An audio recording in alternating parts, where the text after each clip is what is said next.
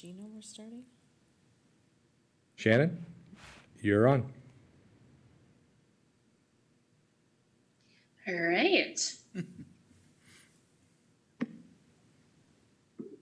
I'm calling the Monday, June 7th, 2021 Parks and Natural Resources Commission meeting to order at 6:35 p.m.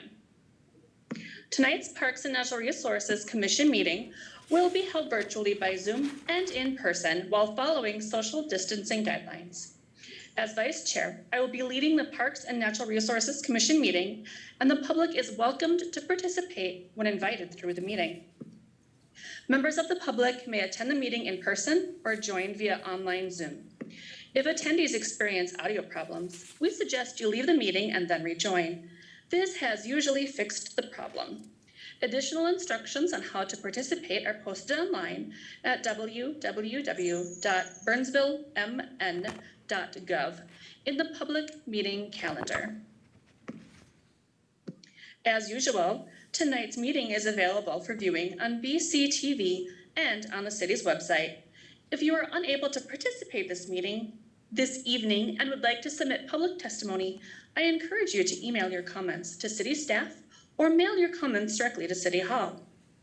You may participate in the meeting tonight online by going to zoom.us/join and typing in webinar ID 961-1554-8005. You may also call into the meeting at 651-372-8299. For each public hearing, I will open up a time when callers may speak to that agenda item and will give more instructions at that time. Your call will be muted until then. Please note, there may be a slight delay due to the differences in technology. If speaking by phone, please mute your computer since there may be a delay. Now, on to the agenda. Our first item is adoption of the agenda. Do any members of the commission have any changes to the agenda? Isn't there, so. Staff, do you have any changes to the agenda? No changes or additions from staff. Great. May I have a motion for the adoption of the agenda? I motion to accept the agenda for this evening's June 7th meeting. I second.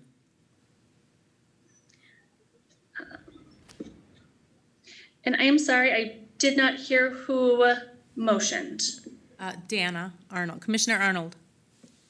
Commissioner Arnold moves, and Commissioner Donaldson seconds. Staff, may I have a roll call? Commissioner Angara. Aye. Commissioner Arnold. Aye. Commissioner Donaldson. Aye. Commissioner Muhlenberg. Aye. And Commissioner Woolman. Aye. Thank you. And now our second agenda item is approval of the minutes. Commissioners, are there any changes to the minutes? Staff, are there any changes to the minutes? Nothing from staff. May I have a motion to approve the minutes? I so move to approve the minutes. Commissioner Donaldson approves the minutes. Do I have a second? I second. Commissioner Arnold seconds. Commissioner Arnold seconds. Staff, may I have a roll call, please? Commissioner Angara. Aye. Commissioner Arnold. Aye. Commissioner Donaldson. Aye. Commissioner Muhlenberg.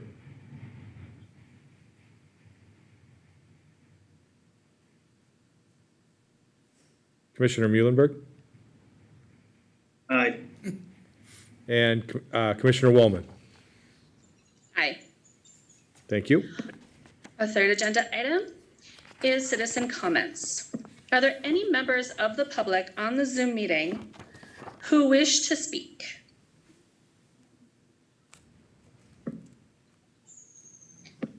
Hearing none, are there any telephone callers who wish to speak at this time? You may press *6 to unmute yourself.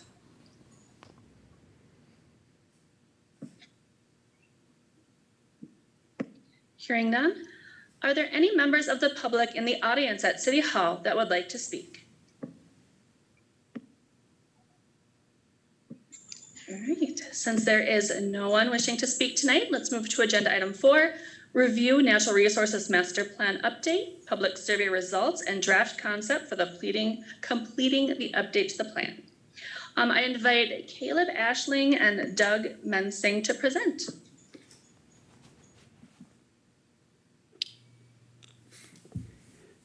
All right. Thank you for having us here tonight, commissioners. My name is Caleb Ashling. I'm a natural resources specialist for the city of Burnsville, and I'll be co-presenting tonight with Doug Mensing, who is the senior ecologist for RES Consulting, who is helping us with our master plan update process. Also here tonight is Daryl Jacobson, the Natural Resources Manager, who may help us field any questions at the end. So what we're here to talk about tonight is our Natural Resources Master Plan update process, and kind of where we're at right now as we've gotten together and discussed some of the goals and ideas of what we'd like out of this plan at a staff level. We've consulted with our consultant to get their feedback as well. And we've also conducted a public survey to try to figure out what's important to the community. And we've pulled all those pieces together to come up with this draft concept for where we'd like to proceed with the plan in the next steps. And we're interested in getting the commissioners and the public's feedback on that. Next slide, please. So the presentation will have just a quick overview of our department and the master plan, some accomplishments from the last plan period, the results of our public survey, some details regarding our mission and core value statements, as well as our staff draft goals, then some information on our park assessment plan associated with this update, and then some next steps on where we'll go next with the plan process. So just a real quick overview. The Natural Resources Master Plan covers work that is directed by two different divisions of the Natural Resources Program.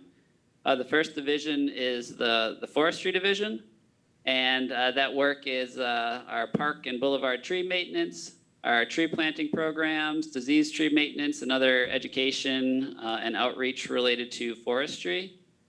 And then the plan also covers a lot of work directed under the Natural Resources Division, which covers habitat management, and invasive species removal, water quality, and wildlife programs, along with education and outreach related to those areas.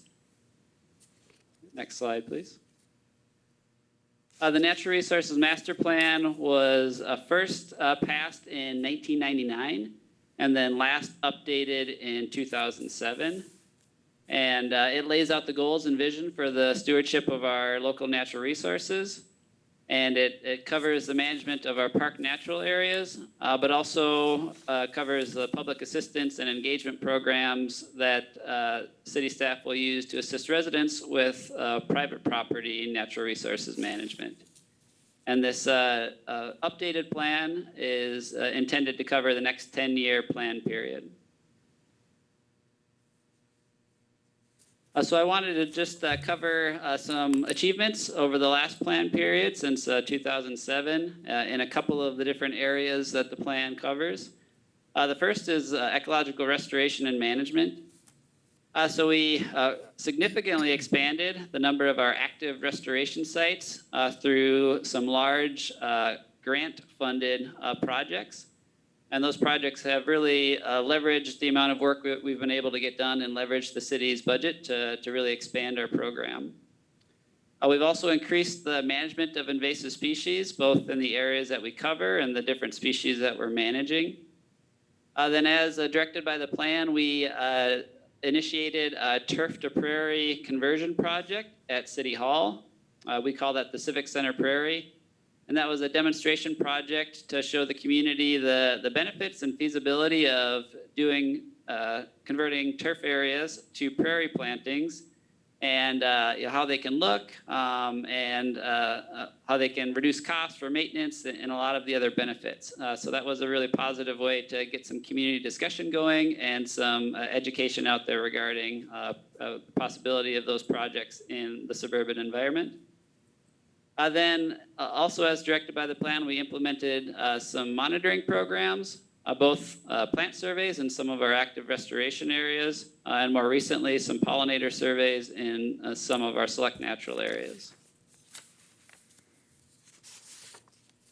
And so this slide here just gives you a little bit of an overview of some of what we've currently got going on. I'm sorry if it's a little hard to see. But on the left side here, that map is our active management areas. So those are areas where we currently have projects underway that we're managing in various stages. So the red circles indicate areas where we have over 10 acres of active restoration, and some of those have over 30, 40, or 50 acres. And those tend to be in our larger parks like Terrace Oaks or Rudy Kramer Nature Preserve. Then we have some other areas that have 5 to 10 acres of active restoration, like Civic Center Park, which has several prairies, and our prescribed browsing demonstration project. Then we have numerous areas, which are the purple circles, the smaller ones, that have our less than 5 acres of active restoration in those parks. And a lot of those are some of our smaller 1 or 2 acre prairie plantings. And a few are some more volunteer-driven buckthorn removal projects and savanna restorations. So we have a lot of active projects underway and a lot of areas that we're managing. And then looking a little more specifically at one park in particular, just as an example, the map on the right side shows Alamagna Park. And the areas, the red is the boundary of the park. The green is the areas where we have active woodland restoration underway, so buckthorn removed, native plants planted. And I believe it's 38 acres, I can't quite read that, but 38 acres of that. And then we have about 6 acres of prairie planting, which is the area in yellow in the bottom left corner. And then we have about 45 acres of just natural area that's currently unmanaged. So some of that has invasive species, some of it's open areas. There's lots of native plants in those areas as well. So that shows just a bit about, we have areas where we've done quite a bit of management, but there's still a lot of opportunity to expand into additional areas and expand our restoration work in those areas. And this plan will help us prioritize how we approach that, not just in Alamagna Park, but in all of our parks. And just a few example projects here to give you an idea of some of the work. We've got a photo of our Kelleher Park restoration, which is a 26-acre project. Our wet prairie restoration out at Rudy Kramer Nature Preserve, which was a 19-acre project, and we have a lot of other existing restoration that we manage out there. The Turf to Prairie project at Civic Center Park, and then a picture of the Terrace Oaks Savanna project, which we have more than 45 acres between 2 projects, and another project upcoming this winter. So a lot of work going on in the restoration area. Then our forestry program has also been busy over the last plan period. We've expanded our park and boulevard tree pruning program and implemented a boulevard tree pruning plan, which covers the cycle at which the city will visit each boulevard tree and make sure we've got our maintenance upkeep going well. And then we've also increased disease tree management for oak wilt and Dutch elm disease, created a boulevard tree planting program, and developed and now implemented the emerald ash borer plan to help the city deal with that pest. Then in the area of public outreach and engagement, we have a number of achievements we wanted to highlight as well. So the last plan directed staff to develop a buckthorn pickup program for residents. And to do that, we created the the neighborhood buckthorn pickup program, and we've been operating that since, I believe, 2011. Then the plan also directed staff to create a native plant sale, which we've now turned into the native plant market, which has provided opportunity for lots of residents to purchase local native plants. Then we've greatly expanded our educational resources on our website and social media, and created an annual workshop series, which has been well attended by the public, covering things like rain gardens, pollinator information, turf to prairie, how to do that on private property, and also how to manage buckthorn.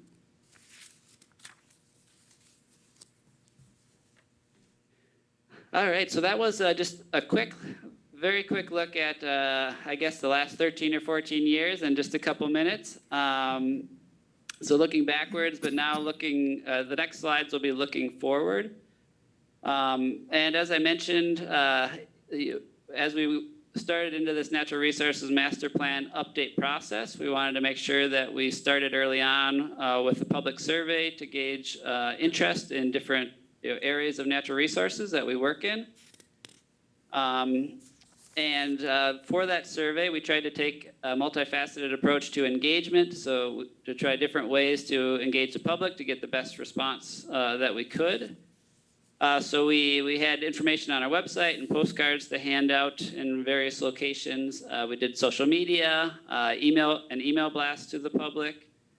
We put yard signs out at 25 parks, so some of our busier parks and our parks with more significant natural areas. We attended in-person events like the plant market and tree sale to try to talk to people and have people take our survey there or get the word out. Then we also did some park intercepts at 7 different park locations where we tried to meet with folks who are out in the natural areas and have conversations with them and get them to take information or take the survey as well. All right, and with that, I think I will hand this next section over to Doug Mensing from RES. Thank you, Caleb. So yeah, picking up where Caleb left off, just wanted to quickly recap the survey results that we got from the public survey that was done. We worked with city staff to come up with a 13-question questionnaire. But a number of those questions were compound questions with multiple questions embedded. The survey was open for about 5 weeks, and we got 685 responses, which is pretty good way to get a sense of, get your finger on the pulse of the community. Next slide, please. So just going to again recap each of the questions and some of the feedback we got. Some of the more popular and heavily used natural area parks within the city included Alamagnet, Terrace Oaks. And I'm going to have a hard time reading these slides because this is really poor resolution on my screen. Sunset. So I apologize. I'm not going to be able to read these unless I split my screen and open up a different window with the slides simultaneously. Let me do that. Yeah, Sunset Pond.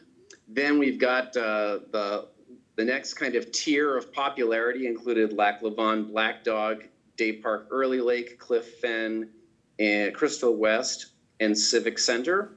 So those, again, are kind of the most popular natural area parks within the city. Why don't we move on to the next slide, please?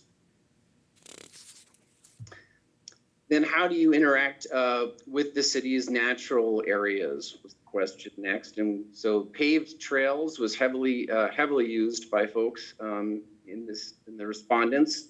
Also just time with family, use of the unpaved trails, places for solitude, wildlife viewing, etc. was kind of in that second tier of how the parks are used. Next slide. How frequently do you visit the parks within the city? This was really impressive, I thought. 388 of the respondents, which I think was about 59%, said they go multiple times per week and utilize the city's natural areas. So very active use of the city's natural areas. So the investments made, as Caleb just recounted in his presentation. Those are being seen and enjoyed by a lot of residents within the city. Next slide, please. Then the next few slides are about kind of how important or how concerned are you about issues regarding natural resources. And this was about concerns with regard to natural resources. And some of the top ones were water quality and stormwater management, the protection of pollinators and wildlife habitat. And then the next tier included invasive plants and animals and the loss of native plant diversity. And before you switch slides, I'll just note that all of these rated over the score value of 3, which was kind of that median value of not very concerned, not very concerned, but not unconcerned. And so all of these rated as concerns, and it's just a relative scale that these ones that are circled are of the greatest concern. Next slide, please. This again on that scale of 1 to 5 of how important, with 1 not important to 5 very important. Protection of existing natural areas from development is the top priority for folks that responded. And then maintaining and improving the quality of existing restored natural areas. So those areas where investments have already been made are the second most important area for folks to be paying attention in terms of the natural resources of the city. Next slide. How important are the following forestry issues? And the kind of the top 2 that stood out, again, all of them ranked pretty highly, but the top 2 were planting native trees that benefit pollinators and wildlife, and maintaining healthy trees along streets, public parks, and public natural areas. Next slide. Question 7 talks about how important the following are for involving residents in natural resource management.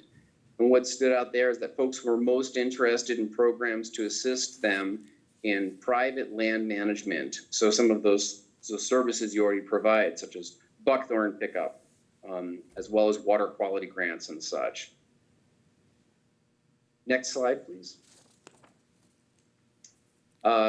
The types of environmental friendly landscaping that folks may be interested in, just general use of native plants and pollinator gardens rose to the top, but close behind were the removal and control of invasive plant species, as well as tree care.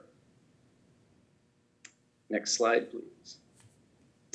Then what barriers may prevent folks from practicing environmentally friendly landscaping?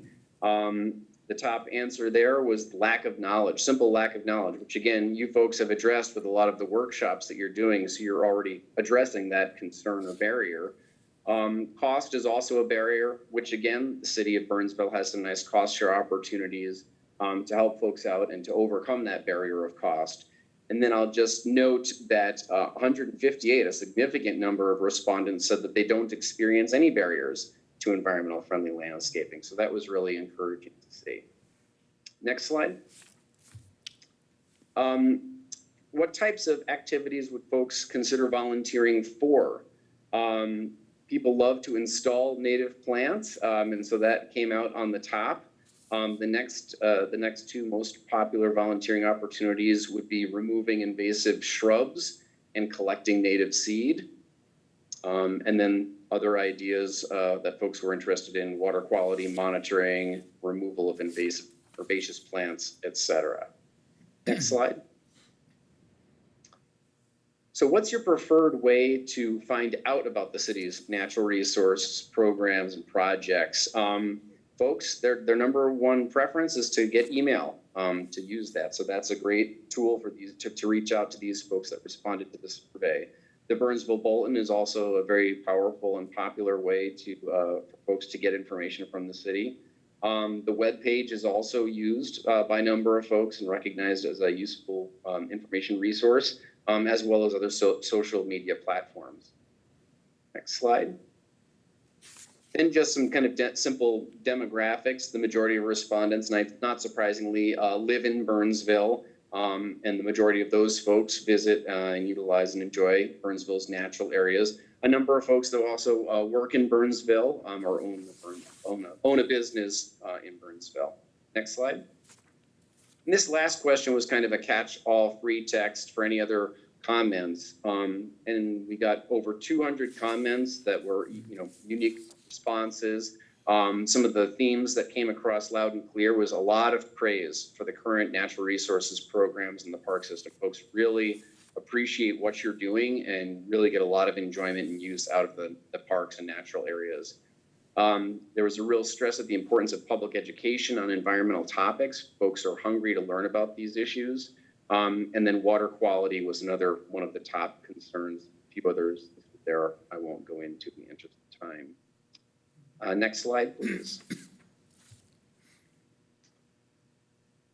Then we had a stakeholder meeting. And Caleb, were you or I going to cover this? I forget which we decided. I think you were, if you're up Yep. for it. Sure can. So we held a stakeholder meeting. These are really great opportunities to really exchange information, develop relationships, or strengthen them, and to get really good scientific best practice knowledge from the folks that are out in the field doing the same type of work that we are. So we convened a group. 26 folks were invited from local agencies, cities, and municipalities. 19 folks attended, and we had a really good discussion. And the two primary topics we discussed were the stakeholders' view on the most urgent environmental threats. And not surprising, that included things such as invasive species, fragmentation of habitats, things like that. And then some of the potential collaboration and cost sharing opportunities that folks thought about that were aware of or thought might be applicable to the city of Burnsville. And a number of folks had, there's a lot of existing relationships and collaboration going on between the city of Burnsville already and either Dakota County or adjacent cities. One exciting opportunity that's taking off now is Dakota County has initiated a county-city collaborative whereby Dakota County and a number of the cities within the county, 6 cities have signed on to be a part of that collaborative and to share resources, coordinate on pursuing grants, sharing equipment, etc. So I think that that's going to be exciting to see that come to fruition and some real advantages for the city of Burnsville in that regard. Then the mission statement and core values. Now I will pass it off to Caleb. All right, thank you, Doug. And yeah, it was really interesting to see the survey results. Thank you for those out there that took the survey, and we've tried to incorporate that feedback into our plan process. And so one of the things, early in the process that our natural resources staff did was to get together as a group and have some discussions on our departmental mission statement and some of our core values that may be unique to our department. And one thing, I won't read every word here, but for our mission statement, our staff thought it was really important that we focus on the fact that we take a science-based approach to conserving the health of Burnsville's natural resources, and that the services that we provide are intended to be for all members of the community. And then, so that's some of the core things from our mission statement. And then we also identified 5 different core value statements. And just a few highlights from that. We want to make sure we're practicing adaptive management.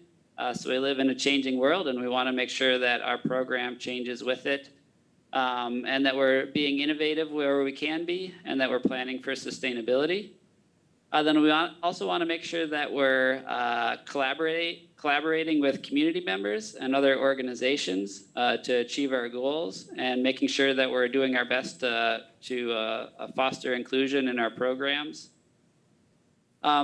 And then we also want to make sure that we are doing a good job of communicating information freely to residents regarding our programs.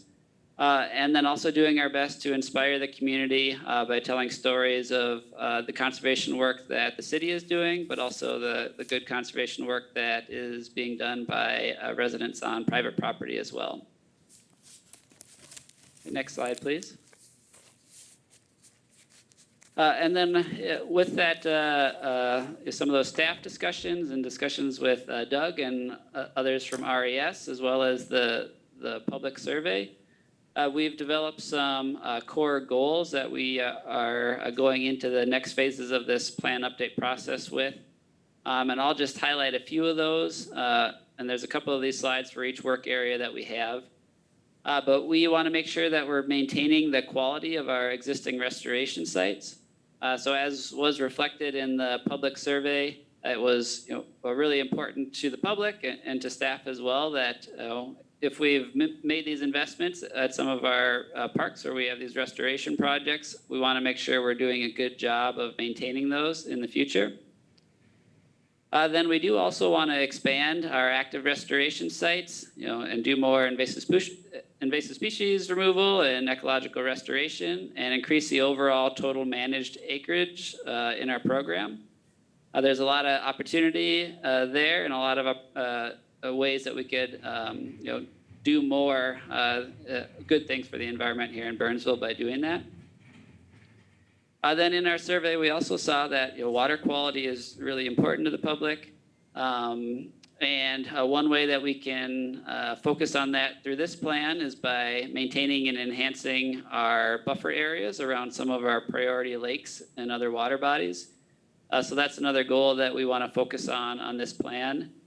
A lot of the work that we do in lakes is covered under the city's water resources master plan. So there are some water quality things that happen within the lake that are directed by a different plan, but all of that land around the lake also impacts the lake itself quite a bit. So we want to make sure we're being we're planning well for that with this plan. Then we also want to support the conversion of low-use turfgrass areas to natural habitat or low-maintenance planting. There's a lot of opportunity to create new wildlife habitat in some of those underused turf areas, and also reduce the amount of mowing, emissions, fertilizer use, pesticide use in some of those areas as well, which can benefit climate change and reduce costs. So there's a lot of good opportunity to work in that area as well. So that's another goal for the program. Next slide, please.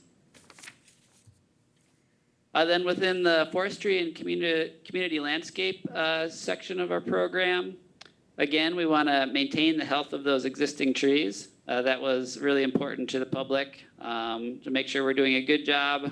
Those trees are investments as well, and we want to make sure we're doing a good job of maintaining those park and boulevard trees. We want to increase the citywide canopy cover. We know with climate change covering, there's a lot of value of trees in our built landscape areas, and we want to make sure we're trying to strategically increase our canopy cover. Then we want to use native tree and plant species or closely related cultivars where possible. And per our survey, we saw that people want us to be considering pollinators when we're selecting tree and plant species. And using native species is going to be a really good way of doing that. So that's one of our goals as well. Then we want to make sure that the work that's being done within our forestry division and within our ecological restoration division, that all those plans mesh well with each other, with the two different divisions doing work. So that's important for this plan too. Next slide, please. Then we also have some goals for community engagement and outreach. The first one is that we want to increase our outreach and engagement in underserved communities. We felt that we've had a lot of good engagement with the community through our workshops and events over the last plan period, but we may not necessarily have talked to everyone out there, and we want to make sure we're doing a good job of trying to reach as many people as we can with our programs and education. Then we also want to provide more public engagement opportunities.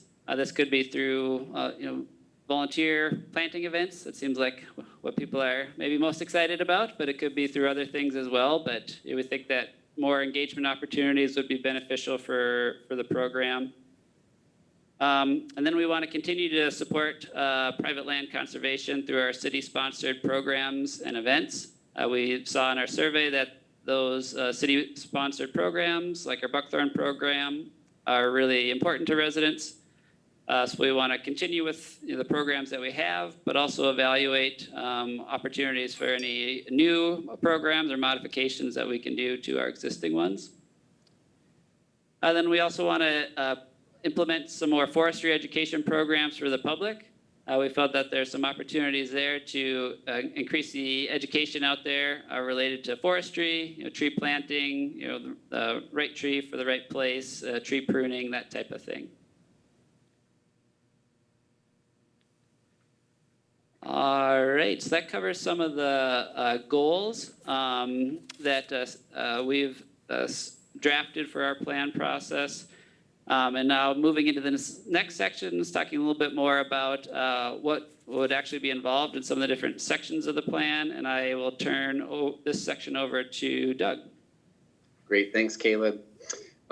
Yeah, so the content, the previous plan, if I remember correctly, was about 40, 50 pages plus lots of figures and things. So this plan update is going to be a pretty substantial revision of that, updating some of the information and adding things. We'll be integrating this work with some of the other recent plans the city of Burnsville has completed, sustainability plan, et cetera, making sure there's good continuity between all of those. As Caleb mentioned, we're trying to be responsive to the public input that we received from the survey. A lot of our thoughts were in line with what we heard from folks, but we'll continue to look over that information and feedback we got to guide the plan. We're also going to be looking at this from a little bit more of a holistic or an ecosystem approach in terms of how the natural areas have been managed and some of the new kind of advances or some of the new best practices that are being used for ecosystem management, for efficiency and for greater sustainable practices of stewardship. There will be a new section on public engagement. We'll be integrating program goals, as Caleb just listed some of those for you, and also talking about metrics and measurable outcomes for those goals so that we can measure success and progress, and also site-specific management recommendations and a cost analysis for what those would look like through implementation. Next slide, please. So this bullet list provides the parks and natural areas, or the RMUs, the resource management units, which is kind of either a grouping of parks or a grouping of natural areas. This lists all of the ones that will be focused on and addressed in the Natural Resource Master Plan update. The black ones are just parks by themselves. The blue ones are parks that also have an adjacent priority water body. There's 8 of those that are also being included with the general upland natural areas that are listed here.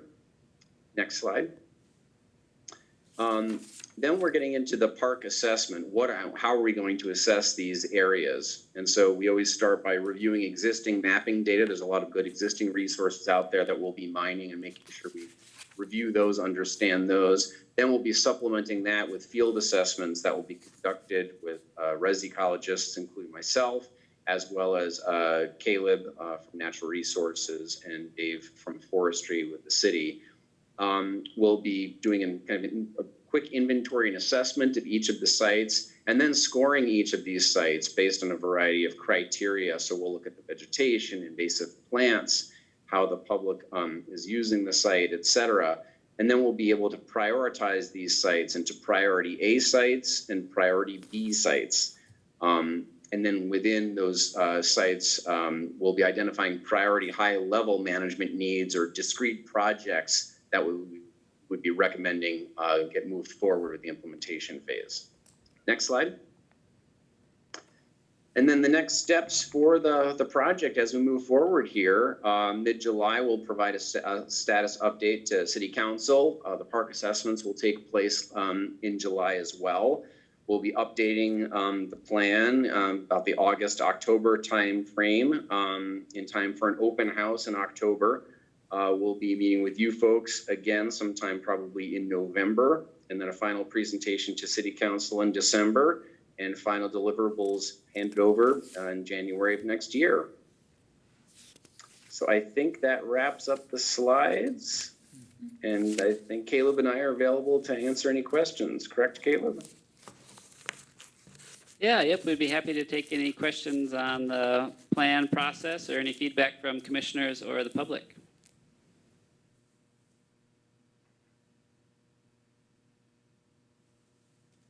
Looks pretty comprehensive to me. The one question I have is more of a clarification. So I know based on social media feedback, complaints from there, that the water quality concerns often come in the realm of drinking water or people's personal house water. So where is the responsibility with natural resources versus another entity? Yeah, good question. The city has a water and sewer department. So they manage the groundwater wells and the reservoir where the drinking water is taken and the water treatment plant. So that department is in charge of water-related concerns, and they do publish a drinking water quality report every year in the city newsletter. Thank you. If there are no other questions, there is no formal action required from our commission this evening. And that allows us to move on to our next agenda item, which is the review of the 2020 Deer Management Update. And again, I invite Caleb Ashling to present.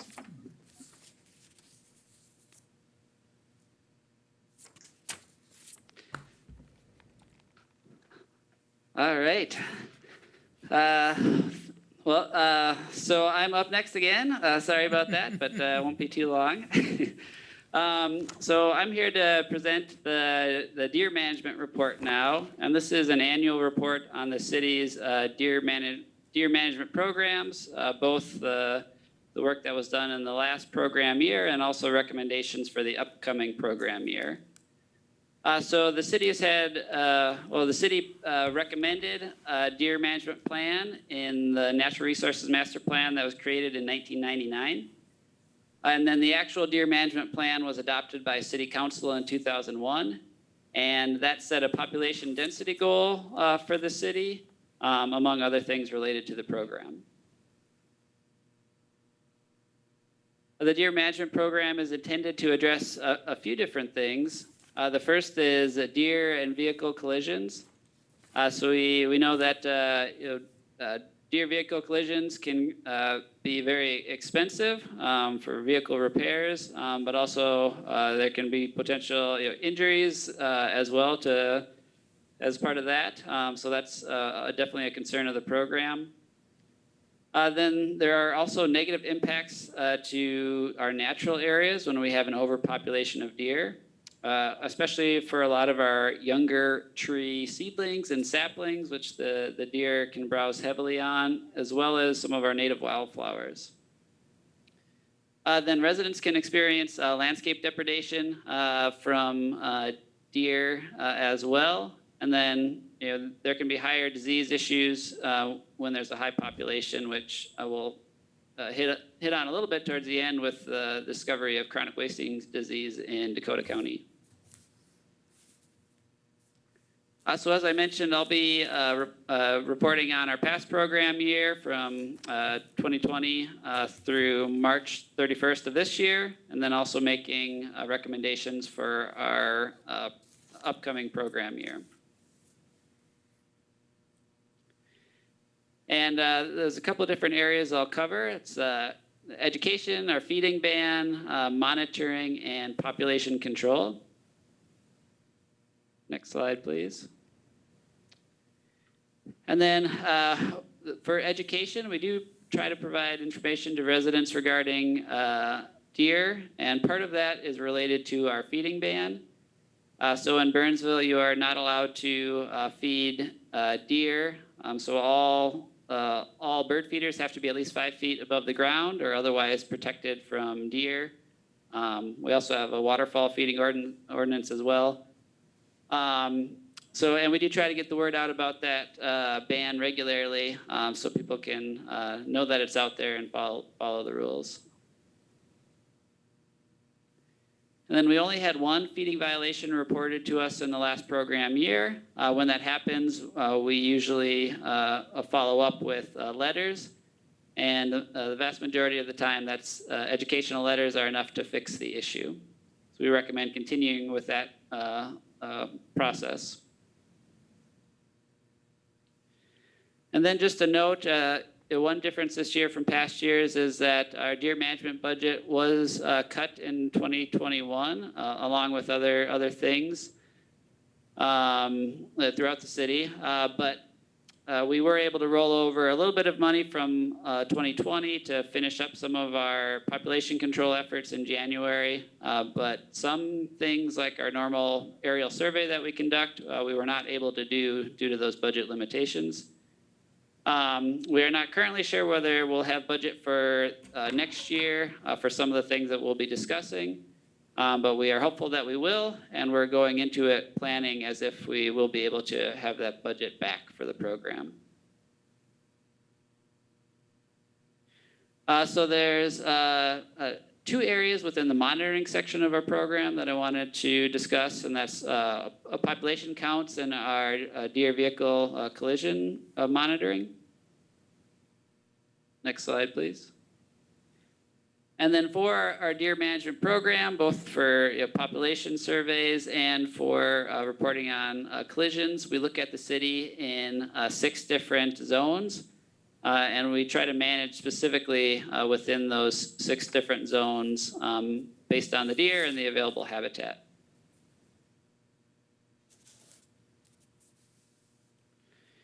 So our most recent aerial count was February 14th of 2020. So that was 2 years ago due to the fact that we weren't able to fly a survey this past winter.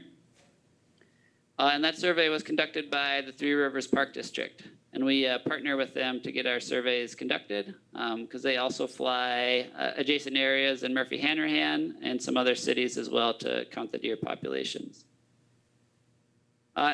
And since we don't have a survey, we will use our survey from 2 years ago to do our projections for our program this year. And I'm going to pull up another slide here because I'm having a hard time reading the numbers here. So the way we'll calculate the population for our program for this year, which is something we've done in past years when we haven't been able to fly a survey due to sometimes lack of snow. So when we aren't able to fly a survey, we will use our most recent survey information along with a projection for fawn birth and natural mortality. This year, we also factored in the number of deer vehicle collisions, assuming that those deer did not survive, and also our sharpshooting activities and our archery programs. And from that, we had at least 72 deer that were removed from the population. So we estimate that the February 2021 population was 228 deer. So in replace of our normal aerial survey, that's our population estimate for this spring. Next slide, please. So we also monitor deer vehicle collisions. And the way we do that is we get a report from our police department that covers all incidents that the police responded to related to a deer vehicle collision. Then we also cross-reference that with our animal control contractor who goes out and picks up deer carcasses from the roadside. And then we remove any overlapping reports and then make a map that covers our minimum number of deer vehicle-related collisions. And this last program year, the total or the minimum number of collisions was 40, which is down a bit from the past couple years when it was more around 50. So that was good. And down from the highs of the program before the program started of around 70. And some of the high collision areas were the southwest part of Burnsville, which had 15, and the southeast part of Burnsville, which had 11. Next slide, please. And so we recommend continuing with those monitoring methods, aerial surveys if possible, and also tracking deer vehicle collisions. Next slide. Then on to the population control portion of the program. We have several different strategies that we use to control the population. The one is archery hunting and the other is sharpshooting. For our archery program, we encourage archery hunting on private property where possible. And most of that occurs in southwest Burnsville, where people have a little bit larger lots. And it's possible under ordinance restrictions. And then we also operate archery hunts on public land where possible. Our main city hunt is at Kelleher Park. So at our Kelleher Park archery hunt this past year, there were 5 deer harvested. And then the Three Rivers Park District also operates archery hunts at Murphy-Hanrahan Park, and there were 34 deer harvested during their hunt. About 10% of that park is within Burnsville, so we track about 10% of their harvest for our program, which is about 3 deer. And then for our sharpshooting program, we utilize the Burnsville Police Department sharpshooters. So these are officers who have specialized sharpshooter training to conduct sharpshooting at sites that are selected based off safety criteria. And we conducted sharpshooting in the northeast, east central, and southeast units of the city. And there were 16 deer harvested through our program this past winter. And those deer are processed by a meat processor, and the venison is donated to local food shelves. And then, so this is just a summary of our program goals and actual harvest for this past program year, based on a deer density of 15 to 25 deer per square mile of preferred habitat. So we removed 8 deer in the southwest unit, 8 deer in the northeast unit, 3 in the east central, and then 5 in the southeast. And we were off from our program goals. We did have to, due to our budget limitations, which I previously discussed, we were only able to remove up to 16 deer based on our running out of funding for doing the processing and things like that. It still would have been a challenge to meet some of these goals, but we would have been able to probably do some more harvest if we had a little more budget for this past program year. But in total, we had 24 deer that were harvested through archery and through sharpshooting.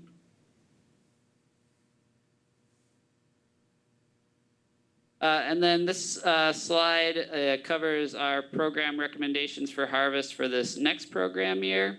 The population column shows the preferred deer population within those units of the city. The middle column shows the projected fall population, which is from the number that I mentioned earlier, and then factoring in our spring and summer fawn birth. And then the last column shows the recommended harvest for this upcoming winter. And in the northwest part of town, there is no city access to any land in that area, so we don't currently do any management there. And in the west central, we don't have any recommended harvest. In the southwest, the minimum harvest is 50 deer, which we would work towards through our archery programs. In the northeast, which covers a lot of the wildlife refuge areas and a lot of the river valley, harvest of up to a minimum harvest of 47, a no harvest in the east central unit, and a minimum harvest of 7 deer in the southeast area, which covers Alamagnet, Crystal West Park, Twin Lake area.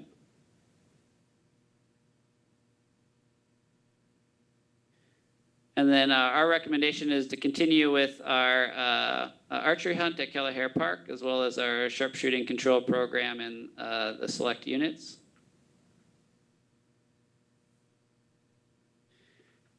And then we, as mentioned, we host an archery hunt at Kelleher Park The archery hunt is run by a group called the Metro Bow Hunters Resource Base. And we have 3 proposed hunt periods, which we'd ask that the commissioners consider and recommend for council approval. Those hunt periods are September 23rd through the 25th, October 14th through the 16th, and November 11th through the 13th.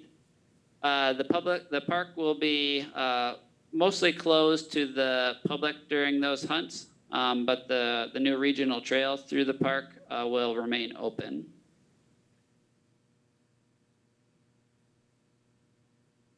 And then we'd also ask the commissioners to consider recommending City Council approval of the Three Rivers Park District archery hunts, at least for the portion within Burnsville.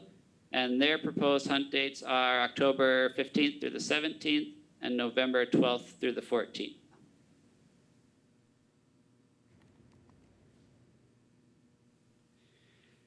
And then I also did want to highlight, and I know we had a request from commissioners earlier in the year to discuss the chronic wasting disease. Chronic wasting disease is a neurological a disease in deer that is almost always fatal. It had not been seen in this area, but it's been seen in more northern parts of Minnesota and also the southeast. But there was the first deer discovered in Farmington, the first wild deer discovered in Farmington with chronic wasting disease last year. And following that, the DNR implements a standardized process for following up on those issues. And there were more than 1,000 samples taken from hunter harvested deer, from deer sampled through our sharpshooting program, and archery programs, as well as some federal sharpshooting that was done in the Farmington area. And through that, they found 3 additional positive tests in the wild deer herd. 2 of those were right around the initial discovery location in Farmington, which is where you might expect it. There was 1 additional one that was in a separate location a bit to the northeast. None of the positive tests were in Burnsville, and as I mentioned, the deer removed through sharpshooting and through archery were tested for chronic wasting disease. But it's another reason or benefit of controlling the deer population in Burnsville, because that disease is more likely to spread when there's a higher deer population. Next slide, please. And with that chronic wasting disease discovery, there was a county-wide feeding ban now implemented. We already had a feeding ban in Burnsville, so that worked fine for us, but that's now countywide. There's also mandatory testing for all harvested deer in the county or in the zone. There's carcass movement restrictions where harvested deer can't be moved beyond a zone surrounding the initial discovery. And these components will be in place for at least 3 years, and that's under the Minnesota DNR's jurisdiction, and that will be evaluated further based on additional discovery or additional monitoring within the deer herd for more CWD.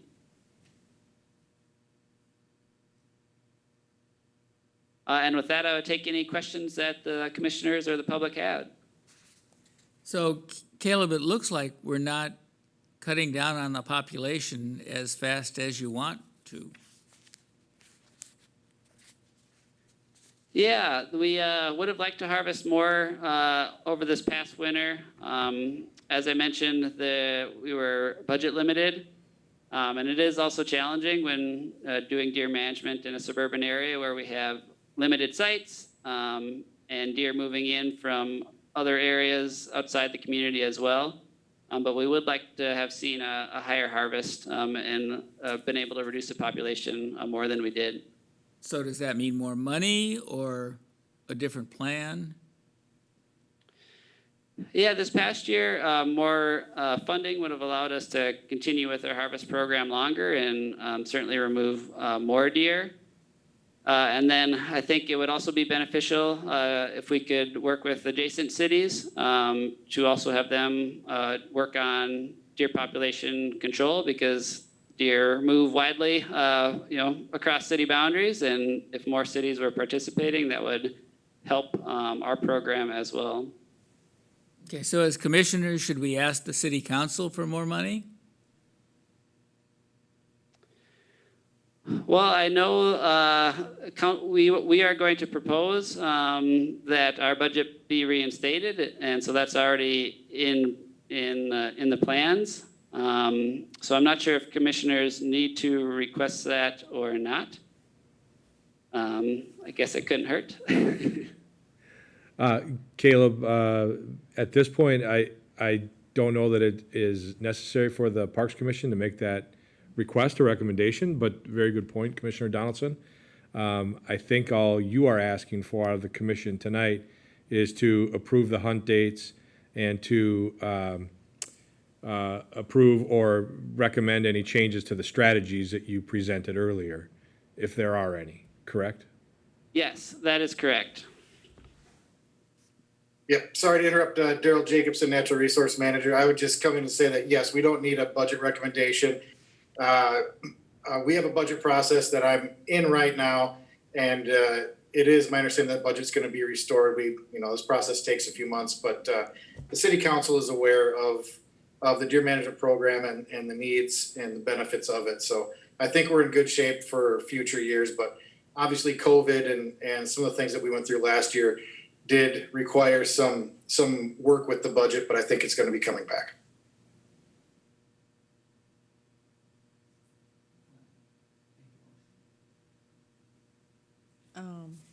Yeah, Commissioner Arnold, I make a motion that we approve the hunt dates for the 2021 year. Second. Commissioner, staff, may I have a roll call, please? Yes. Commissioner Angara. Aye. Commissioner Arnold. Aye. Commissioner Donaldson. Aye. Commissioner Muhlenberg. Aye. And Commissioner Woolman. Aye. Thank you. All right. And now we move on to agenda items number 6, State of the Lakes again. I invite Caleb Ashling to speak. All right, and actually for this one, we don't have any formal presentation. We did provide some information in the packet regarding our most recent water quality data from last year. So if commissioners had any questions on that information, I'd be happy to answer them, or other water quality questions.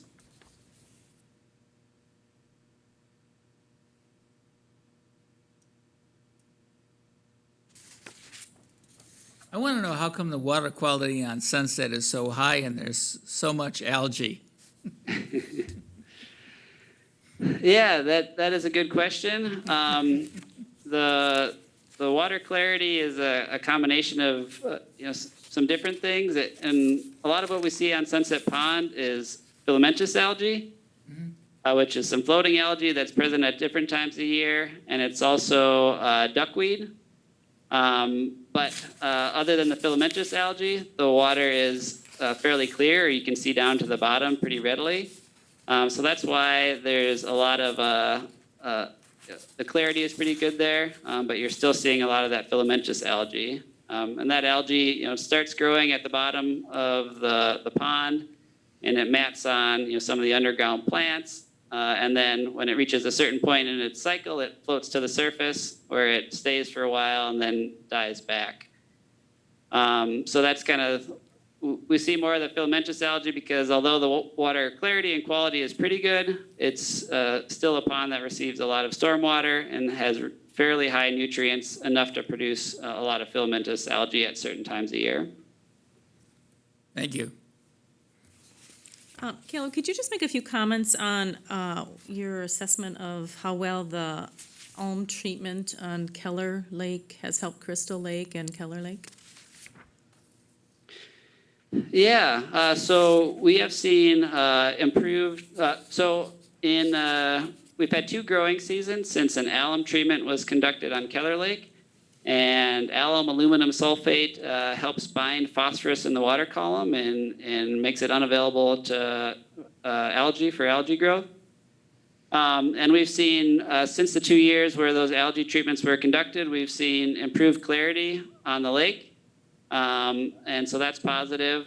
We've seen some increased plant growth in some areas with that improved clarity.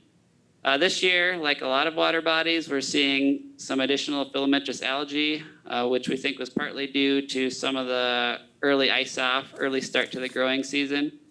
But overall, we've seen positive trends in water clarity on Keller, and we are anticipating another alum treatment happening this upcoming fall, which would further the benefits to both Keller and Crystal. And I guess specifically to your question on Crystal, Crystal had one of its best water quality years, I think in the last 20 years last year. And the previous year was pretty good as well. A lot of that was probably due to some of the large underground retention basin that was installed recently. I think a smaller portion of that would probably be due to the alum treatment, but because Keller Lake flows directly into Crystal Lake, we are going to see some benefit. Anytime that Keller improves, it should improve Crystal as well. Okay, well, one follow-up question. Is there a way to actually measure, or are you just based on good science practice, you think it's going to happen, but do you actually measure how much filamentous algae is impacted by the cleaning of the phosphorus from the lakes? Yeah, so the measurements that we have for water quality are chlorophyll A, which is a really good indicator of algae because there's chlorophyll A within algae. And that's taken by our water quality monitoring volunteers twice a month throughout the growing season. And then we also find that clarity readings correlate really well with algae growth levels. And we have phosphorus data as well. But between our chlorophyll A and clarity, that can give us a really good reading on the amount of algae in the lake. It is always kind of hard to attribute any specific project, like an alum treatment, to any specific water quality gain, because lakes are affected a lot by other factors like stormwater runoff and the amount of precipitation, warm weather like we're experiencing right now, early ice-off. So it's a fairly messy system with all the different things involved. So we tend to look more at long-term trends to see how well those projects are working rather than kind of a short-term change, because it is a pretty messy system with all the different variables involved. Correct. So I guess and does that apply to the filamentous algae also, the clarity and the phosphorus and the chlorophyll numbers? Can you correlate the filamentous to that, or is that more like the weeds in the case of the native weed, lake weeds? Yeah, I guess the filamentous algae is not as much captured in the data that we have because it's floating more on the surface, and most of our water samples are taken a little bit below the surface. So that is not as well captured in that. It may inhibit the clarity to some degree. So if we have continuous filamentous algae, the clarity would be reduced, but I would say it's not as captured as some of the other types of algae that are spread throughout the water column and not floating at the top. Okay, thank you.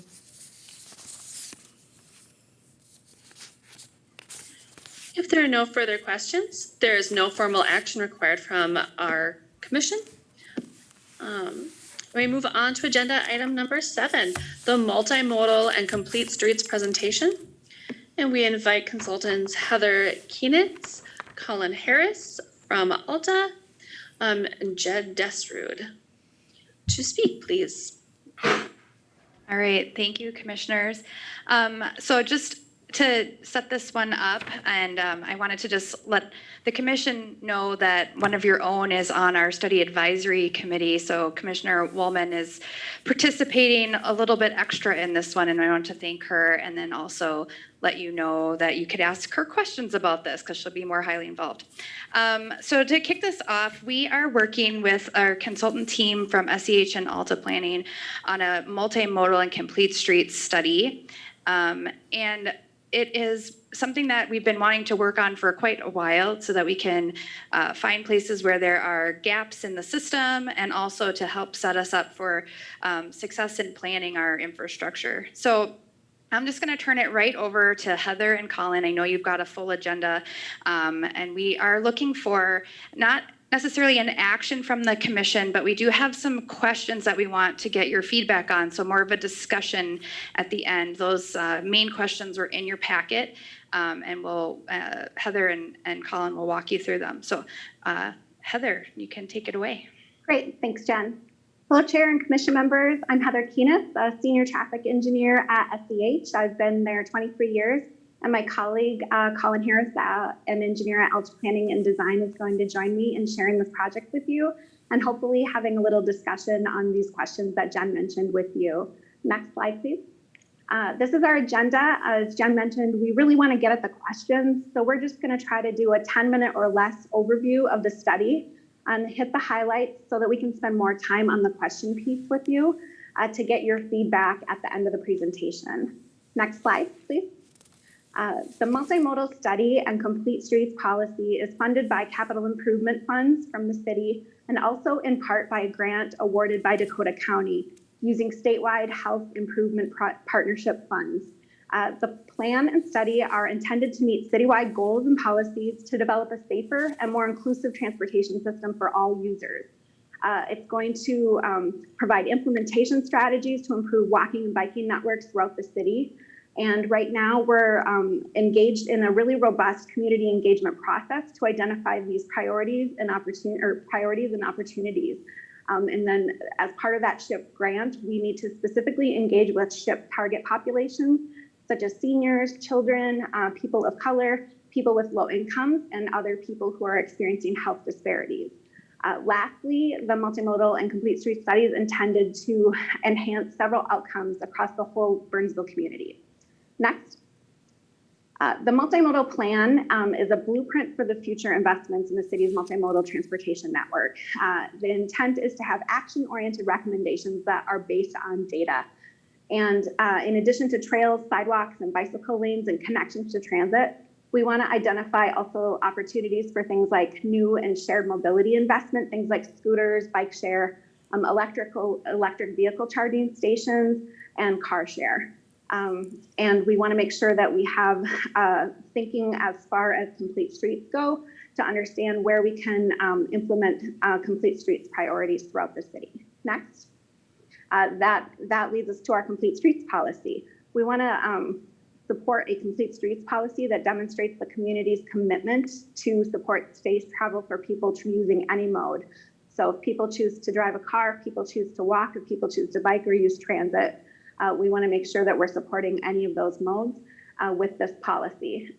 We want to make sure that any transportation project in the future with this policy has a multimodal balance to it. And then the policy part of the project itself will include active transportation guidelines that are rooted in local as well as national best practices. And we want to ensure that these also align with the city's goals. And then a key to this work with the design guidelines is that there's consistency across the city so that people using the transportation system in Burnsville know what to expect, so that provides for a more safe use by all users. Next slide. As far as engagement goes, we've kicked off this work. Last week, we launched the public engagement site or the website for the study. It also includes a link to a public survey as well as a wiki map.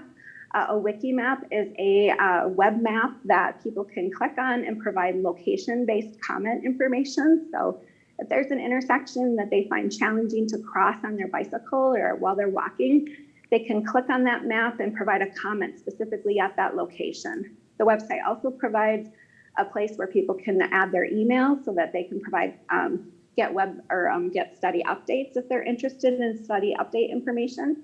And there's also a place where they can get updates. We're going to be updating it throughout the course of the study so that they can get the other information that we're doing, like the existing conditions analysis that we're sharing with you today.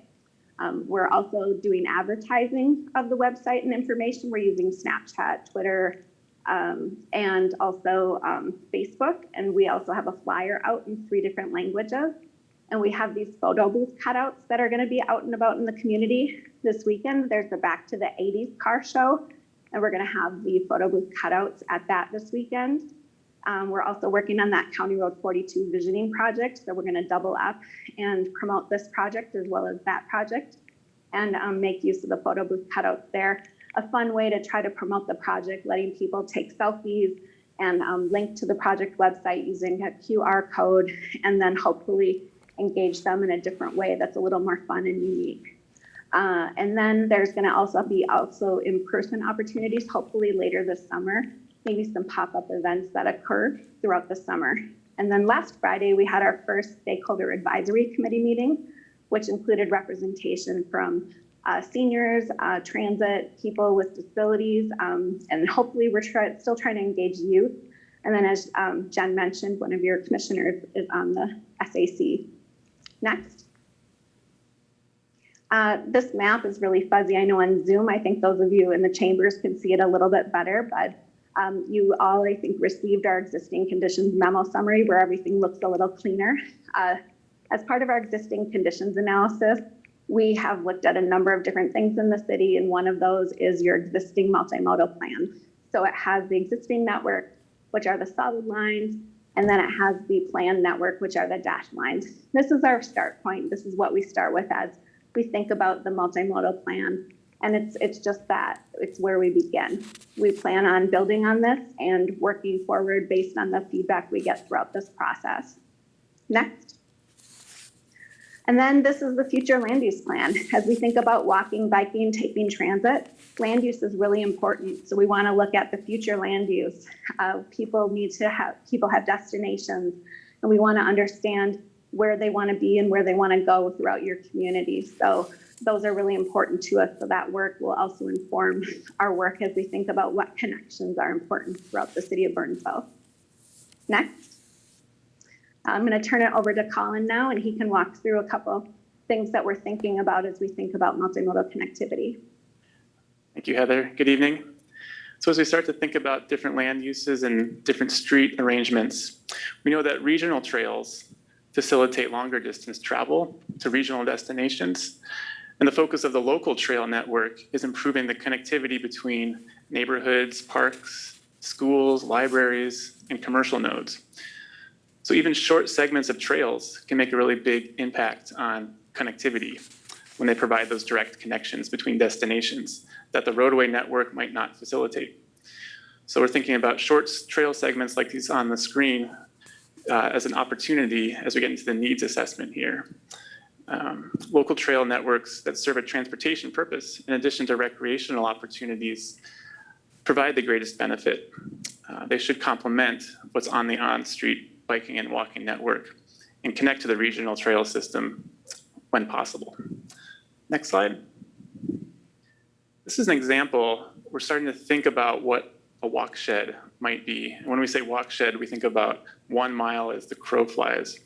This is an example illustration of a process for determining access. As an example, we show that straight line as the crow flies walking buffer around a grocery store, and then estimate the actual walk shed around the grocery store and start to think about how barriers such as busy streets and street connectivity can either provide access or limit the actual walk shed. So in this example, the home is about a half mile away from Aldi, and we have McAndrews Road and 139th and 140th might be streets to access Aldi from home. Next slide. So layering on the streets and trails, or the sidewalks and trails, we see that there are facilities available along the major roadways. On the next slide, however, we start to think about the crossings that would be required to reach Aldi, we see it's actually not possible to reach Aldi walking without going through a stressful crossing. When we think about all ages and all abilities, this idea of stress comes up as something that might prevent someone from walking, especially when we're thinking about a family or someone walking with a 4-year-old or perhaps in a wheelchair. So in other words, in this example, walk shed, there are effectively no homes within a comfortable, low-stress walk shed of Aldi. So we wanted to share that as an example as we start to get into the needs assessment and the opportunities that exist within Burnsville. I think here we'll transition into question and answer. So on the next slide, we have our first question. So we'll start here. And Heather, should we just take a moment here or launch right into Q&A? And you're on mute, Heather. Sure. So, as you think about what Colin just shared with regard to that school environment and getting to that school and the cut-through opportunity, we'd like to hear from you as to when you think we might want to consider developing cut-through routes in the city. Are those kinds of connections viable in these kind of places that we have bulleted here? Connections through public land, across private residential property, or through parking lots to connect sidewalks and trails to buildings. Those kind of connections help make things more direct for people walking. And curious what the commissioners think about that. Commissioner Arnold here. I do a lot of biking, and it's more social biking that leads us to lunch or something like that, coffee. And I will comment on your third bullet point. It is the paths you go, and then you're going to try and get to a place to eat. I know that there are thoughts for redoing Burnsville, mall area. It would be nice if some of the paths that lead to that type of spot could have some safer paths through the parking lots. They can be quite dangerous with people looking this way and that way, and then you're trying to figure out, can you cut through there? That's my comment. Sure. Others?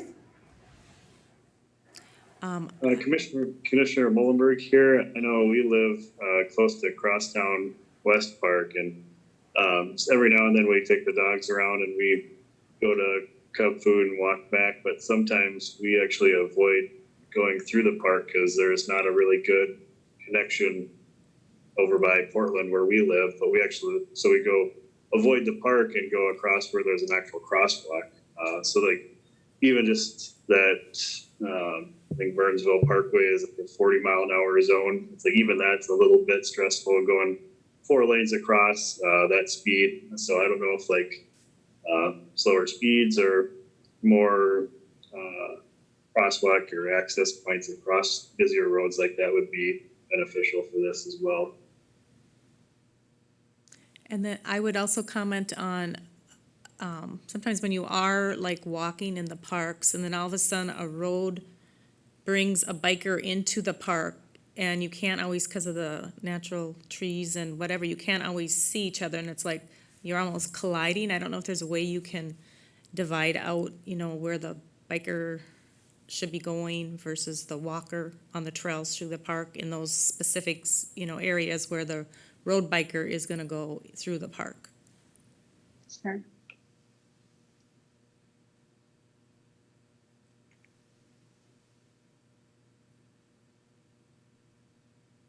Did anyone else have comments on the private residential property perhaps, or public land?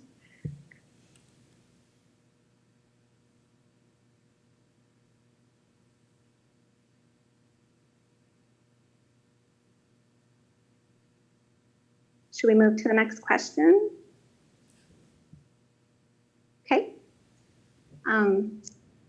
When we think about walk sheds and bike sheds, do these distances seem appropriate for walking, having the distance of 1 mile, biking 3 miles, and then electric assist biking a 5 mile distance. Colin, do you want to provide any more context around that? No, again, this is referencing back to the example walk shed that we shared, thinking typically for an adult, walking 1 mile is feasible. It's assuming that there's a direct connection. There's, in the case of Burnsville, there's a sidewalk, for example, there's a low stress crosswalk. So thinking in that perspective as the crow flies or on a low stress walking and biking network.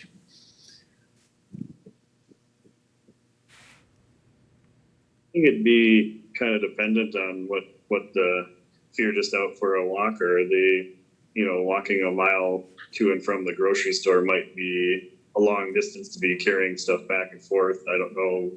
I guess it would depend on what the goal is for, you're trying to encourage people to just get from point A to point B, then yes, that'd probably be good. But if it's going to certain commercial areas, it might not be, maybe a reduced amount would be appropriate.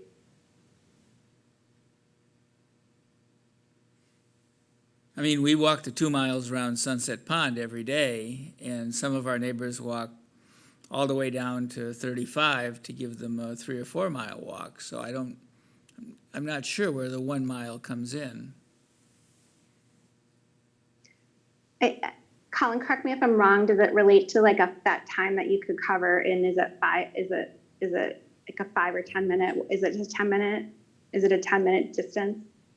Right, thinking about typical walking speed of like 3 miles per hour, kind of thinking about what's attainable within that that time period. A 10-minute time frame. Yeah, and the interesting thing to know, thinking about the geography of Burnsville, it's only about 5 miles wide, 6 miles wide.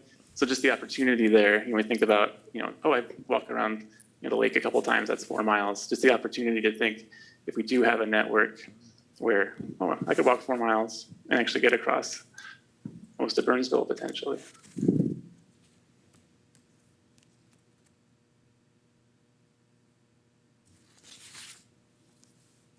Curious on the e-assist bikes, does anyone have one, and has that opened up any opportunities for you?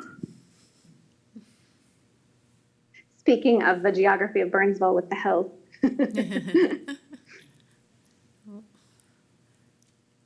I know we see more and more of them out there, so it is a good idea to plan for them. I usually recreational bike versus going to a store or something, and more than 3 miles would be for recreational, I would suggest, if that's something you're looking for.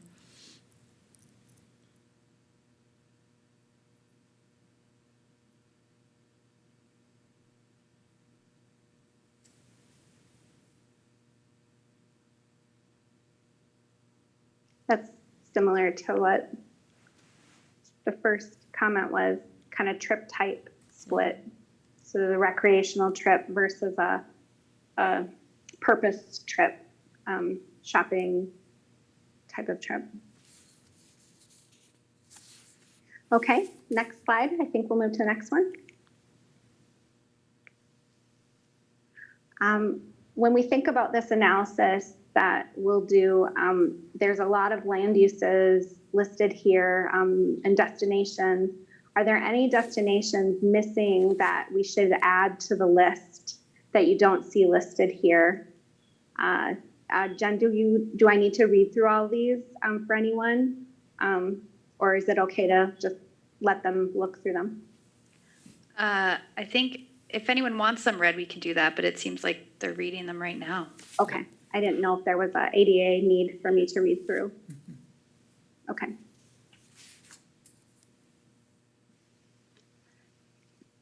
So Heather, did you add any after our planning commission to this list? We did. We added Park Nicollet, Fairview Ridges. We added high density housing, including affordable and senior housing. I know we added greenway entrances after the PMT meeting. So to that point, the list is growing and we just want to make sure that we're getting it from different perspectives about what are the important destinations. And so from a planning commission perspective, they were thinking about commercial nodes and high density residential. And from this group, maybe your perspective might be a little different. So if there's anything that you're thinking about, we could certainly add that to the list. I would say if there's any, and greenway entrances might tie into it, but any trail systems and neighboring communities to connect through or to interconnect, but that would be something to think about. But that might apply under those regional trail systems or something like that. No, I think that's a good point. To one of the things that SEH is looking at is the connectivity across cities, so to our neighboring cities. So that's great.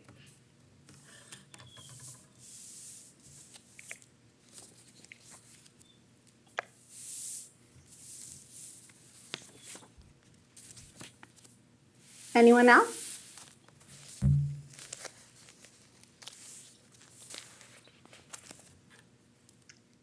Okay, maybe we'll go to the next slide, and if you guys come up with something else, feel free to share that. So Colin was talking about this a little bit ago in terms of stress and what's comfortable for folks. You know, we think of multi-lane roadways. You mentioned Burnsville Parkway as a higher stress roadway. And one thing we're interested to learn is, are there any 2-lane roadways in Burnsville that you would consider to be high stress, whether you're walking, biking, across them? And then what makes those routes so stressful to you?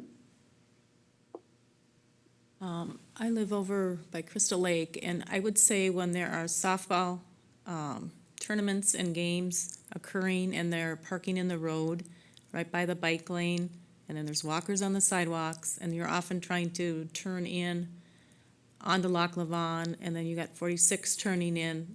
I think that's a very stressful time or area.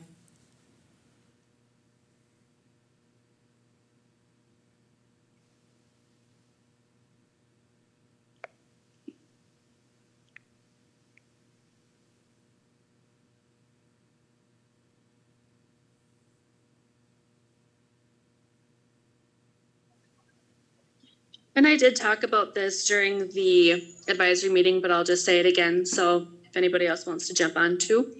But 130th, I would say, is very high stress, especially during the school year, because of the buses. People don't mind traffic speed, that kind of thing. And then there's also a sidewalk that just kind of ends on one side of the road that runs past the school.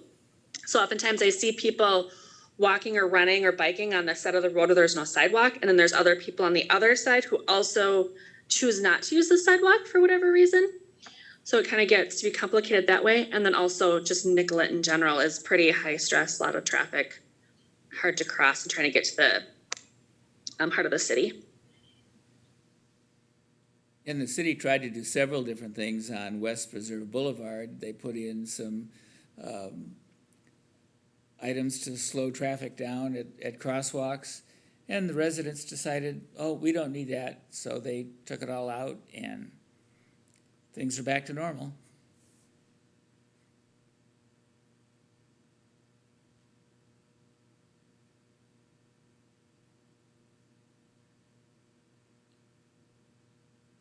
Others?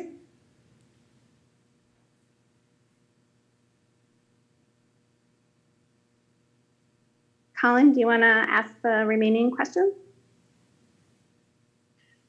Yes.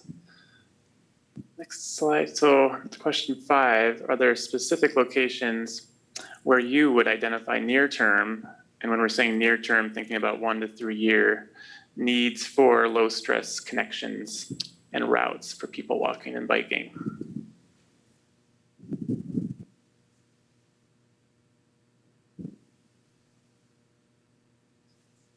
I don't know if there'd be any need, or it'd be good to maybe have across Highway 13 if there's any good, like, I don't know if there is really any good crossing for bike or for walking across that stretch. If there was like a elevated walkway or something, that would be, I know that those are really expensive. So it's all dependent that way. But, I know I've pedaled across it and it's fine for me, but for some it might be intimidating. And you do have trails down on that stretch towards the river, so it's most of the population's on the upper hillside, so it's kind of a disconnect to get down to that location. That's a very great comment and one that we've been hearing at the city about for a really long time. We've applied for a number of grants for a grade separated crossing at Nicollet and 13 and have been unsuccessful. We're going to keep trying. And then just more of an FYI for this group, MnDOT has done a corridor study of 13 from Savage, and I think they started it at 169 in Savage all the way to Nicollet. And there's some proposed potential improvements that can be done. And so we just need to, and they're expensive, of course, you said that, you know that it's expensive, but we're seeking funding. We're trying to make some of those things happen. In the 1 to 3 year time period, I see it as a definite need, but probably unlikely to be successful. I mean, you're applying for funding that's 5 years away, essentially. So, but very good comment, and one we hear all the time, and it's definitely noted. And if we can get it into this plan, maybe we'll be that much closer to success. So thank you for bringing that one up. And would this maybe like identify those high traffic areas? Like at Nicollet, there's the park and ride across the, from most of like the housing in that area. It's like, I'm not sure if this would help identify those high traffic areas where it would facilitate the most people getting across. Yeah, I think Heather's team is looking at the biggest barriers for crossing and trying to find where those would be and where part of the county's grant to us is to find those locations and note them. So that's part of the work they're doing.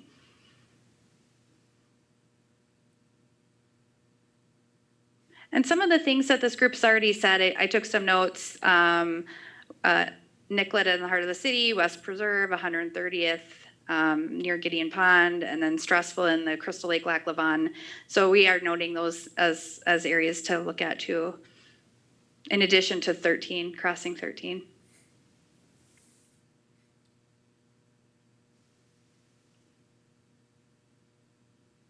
Any others pop into your mind?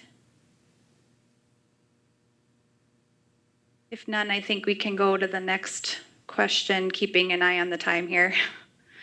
Jen, are there any new park natural resources facilities planned for implementation, or any facilities that should be considered as part of the study that we haven't talked about?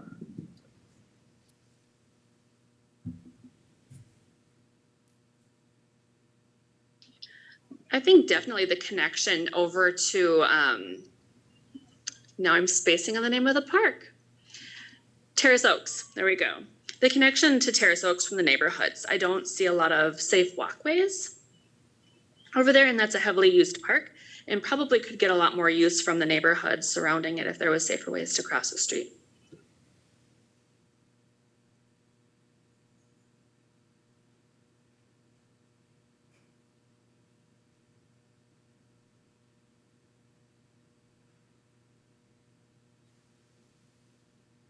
You're especially across like 11, right, Shannon? Yep, exactly. Especially knowing that there's a mountain bike path through there, that'd be perfect to be able to bike across and get to those bike paths. Well, wouldn't one of those expanded crossings for pedestrians and bikers be appropriate somewhere along County Road 13?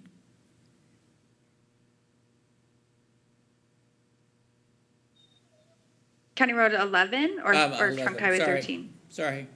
I moved from that neighborhood years ago. I've forgotten where I was. So one thing that's happening in that general area is that in a few years from now, we'll be, with the county, we'll be putting in a roundabout at County Road 11 and Burnsville Parkway. And so that there could be some pedestrian enhancements made at that location.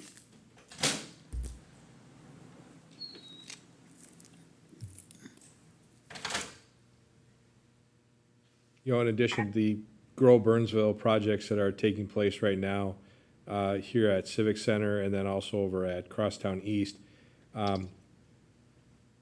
it's tough to say what kind of foot traffic or bike traffic those might have, but especially at Crosstown East where you are on Burnsville Parkway there, and there is multi-housing units on the south side of the road, something at that intersection might be helpful.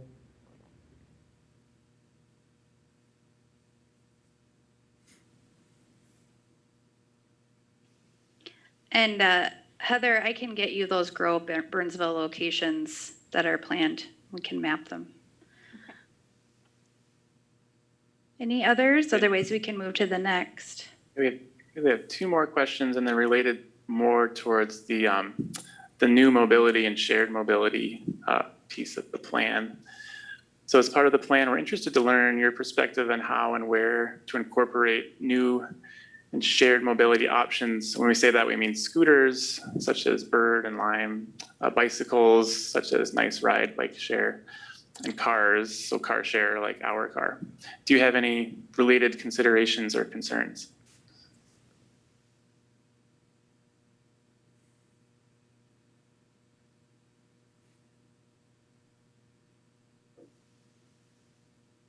I know I work in downtown St. Paul and I see the scooters running all over the place. I don't know. I have heard in some meetings in Minneapolis and stuff that the use is kind of maybe towards like a younger crowd. So maybe, I don't know, having them in those high use areas, but maybe like not having them running across 42 or like some of those dangerous areas that would be, maybe have like, here's a section for this to get you around in this commercial area, but then it's not encouraged to go across Burnsville with it, maybe. I don't know if that would be something to look into for the certain types of modal, like the Nice Ride bikes can probably use to commute further distances, or especially like Our Car or something like that. The scooters might get a little bit interesting going all over the place on some of the streets.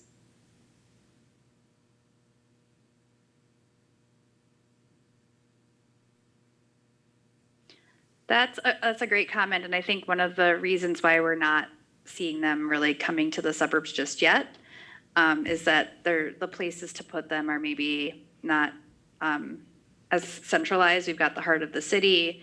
We've got Burnsville Center, which is, when it redevelops, will be more ped and bike friendly, but right now it's not really.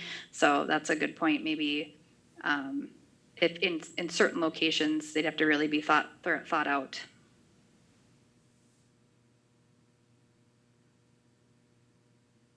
Other comment? And that's where I throw out my idea again for the city trolley that would just stop at all the high residential locations and the shopping centers.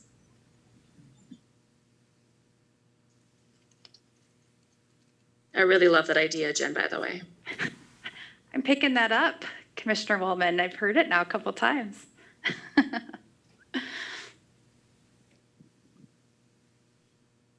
So I think the last question here is related to EV charging, so electric vehicle charging. Is there interest in having EV charging stations at the parks?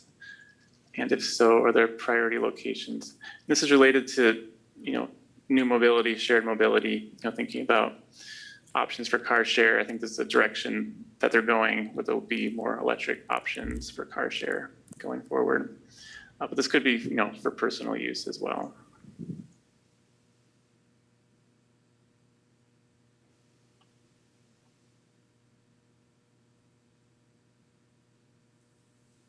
I will just note that the city currently has 5 electric vehicle charging stations, 3 locations, but 5 pumps, I guess, or chargers. And so we do have them already, and they are moderately successful. They do get used. They're in the heart of the city, in the parking ramp, the parking deck, and then a surface parking lot. So we do have them, and we can continue to monitor their use. We did get some feedback when we put them in that we need them in more locations, but I think also we got feedback from the Planning Commission that maybe commercial businesses should be putting them in their location. So there's kind of a range of opinions there, and just wanted to check in with this group if there's any differing opinions, particularly with parking lots or parking spaces where there might be availability.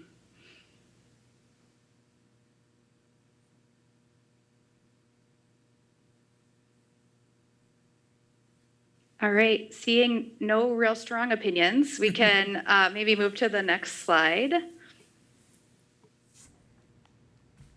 So this is the schedule. We're sort of maybe a third of the way through the process. I've mentioned our Planning Commission meeting that we've already had. Now we're tonight here at the PNRC. Next week we'll be at the council work session, and all of those presentations are of the same type, where we're introducing the study and trying to get some feedback. And then we have a PMT that's meeting. We'll have our third meeting in a couple weeks. And we have the Stakeholder Advisory Committee meeting that Shannon's part of, that we'll have 2 more meetings there. So we're really trying to get that feedback from these local officials and stakeholders and such. And then public engagement is ongoing. Our website is in the packet. I think it might be on the next slide as well. But really, this is the only meeting we have with the PNRC as part of the work with SEH. And I did offer to the Planning Commission, after the whole thing is done, if you'd like for me to come back, I can provide an update. And if you had feedback, we'd ask you additional feedback besides what you've provided tonight. We'd encourage you to go to the website, use the wiki map. There's an online survey. And then otherwise, you could reach out directly to me with your comments and we can get them incorporated. Next slide. Okay, so there at the very bottom, it's www.walkbikeridebeville.com. So that's where the survey is and the wiki map and all of the information. So we really highly encourage you to complete the survey, complete the online map. If you think of other locations, you can just pinpoint them, and then to tell your friends and your neighbors to do it too. Great, and there's no formal action required from our commission this evening. Thank you, Jen, and everybody. Thank you. Our next agenda item, number 8, is our public hearing, review of Burnsville Stormwater Pollution Prevention Program in the 2020 annual report. We are inviting Emily Jennings from SEH to present. Good evening, commissioners, and thank you for saving the best for last tonight. I know you guys have had a long meeting, so I'm going to kind of cover all the highlights of the 2020 City of Burnsville annual report, and then we will move to a public hearing to see if there's any public comments on the city's stormwater program. So I'm Emily Jennings, happy to be back. Next slide, please. So just a quick overview of what we're going to talk about tonight. We'll briefly talk about what is the city's MS4 permit, why does it exist? We will go through some 2020 highlights from the MS4 annual report. We will talk about the city's status of compliance and then kind of briefly look forward to the future of the permit. Next slide, please. So the MS4 program, so MS4 stands for Municipal Separate Storm Sewer System, and it is a federal program that was established with the Clean Water Act per the NPDES program, which is the National Pollutant Discharge Elimination System. So again, that federal program is administered at the state level. So in the state of Minnesota, it is the Minnesota Pollution Control Agency. And the city of Burnsville is what we call a phase 2 small MS4. And what that means is they have general permit coverage, so they share the same requirements with the neighboring MS4 communities. Next slide, please. So on this slide, you see a graphic. This is borrowed directly from the MPCA's website, but it's just a kind of a nice graphic that shows how and what this MS4 system is and how it affects our receiving waters. So MS4, Municipal Separate Storm Sewer System. So it's basically any system of conveyance And you can see here that a lot of the day-to-day activities that occur within a city can really directly affect the aquatic recreation, consumption, and life of our receiving waters.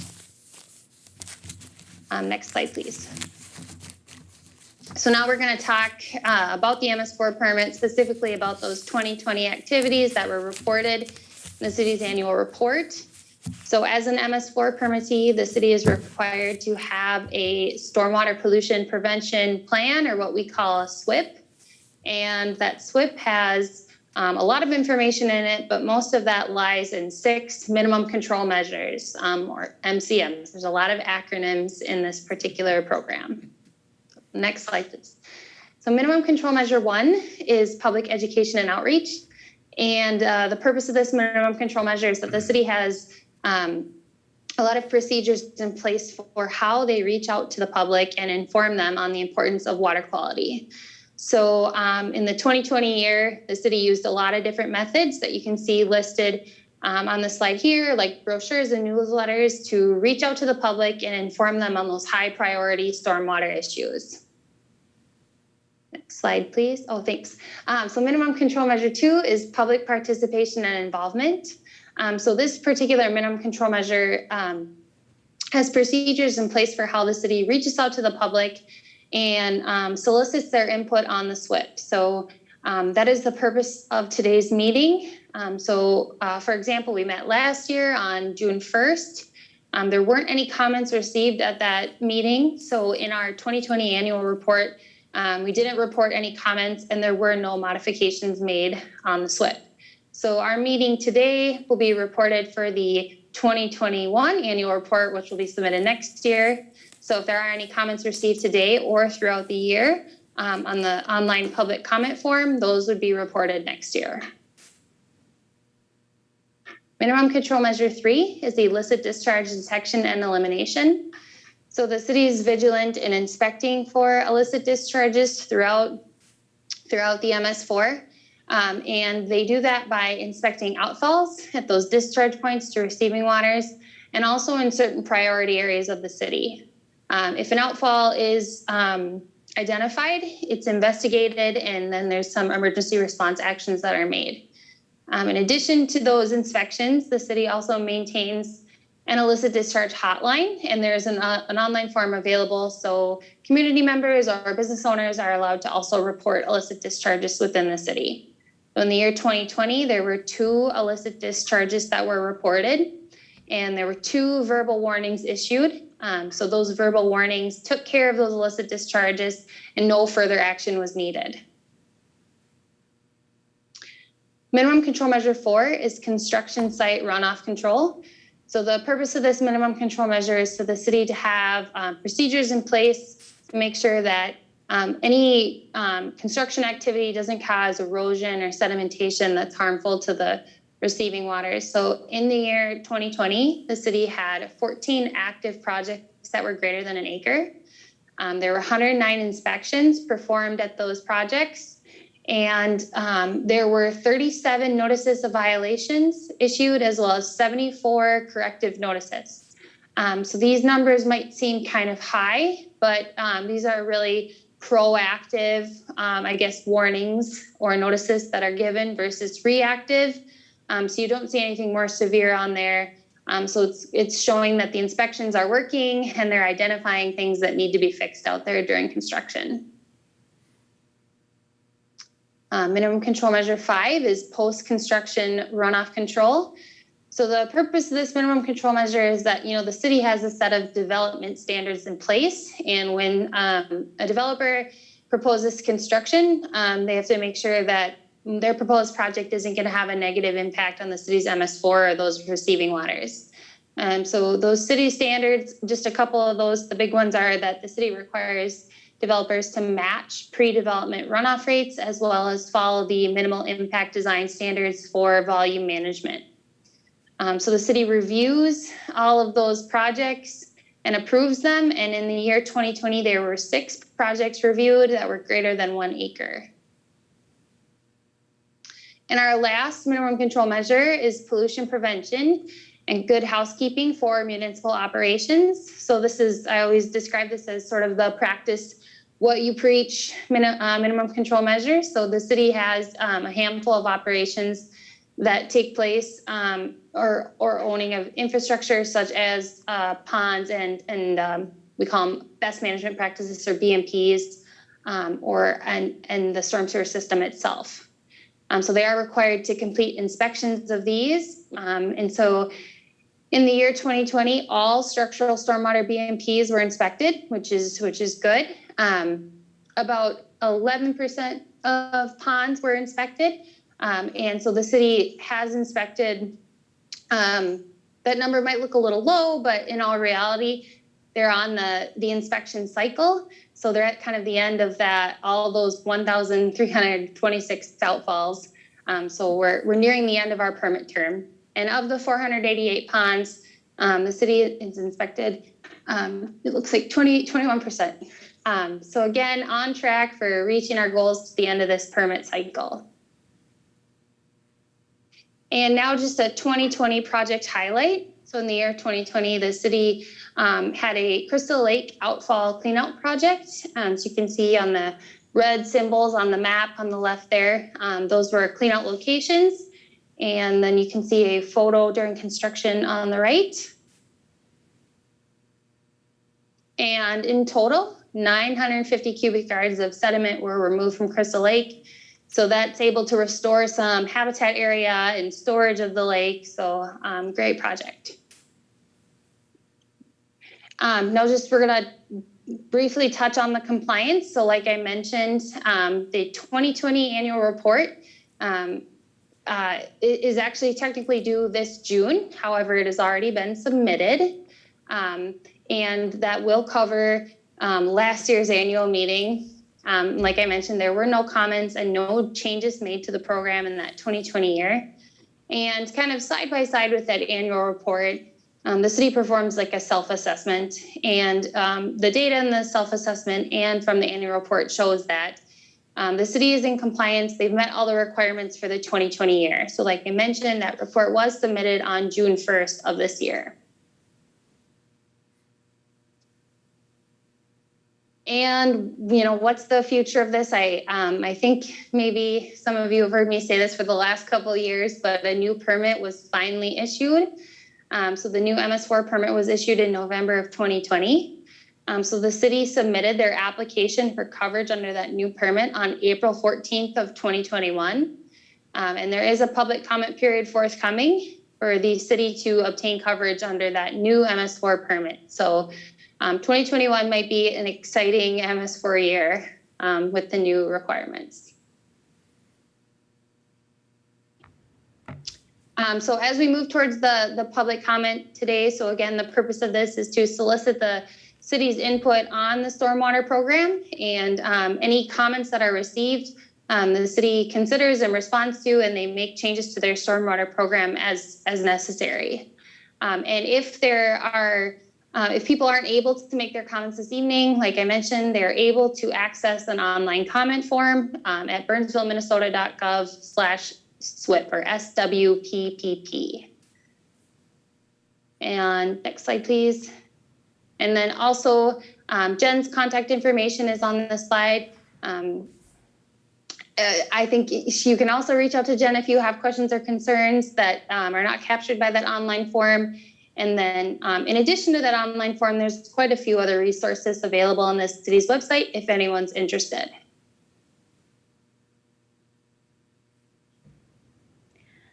Thanks, Emily. So this is our opportunity to take public comments. And so the action tonight from the commission would be to open a public hearing, seeing if there's anyone to comment. And then if there's any comments from the commission itself, we can take those comments down. As Emily mentioned, we are in a transition to a new permit.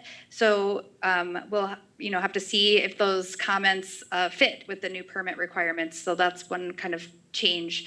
In the past, we've been under the same permit, same requirements year to year. So those changes, those requirements are being updated.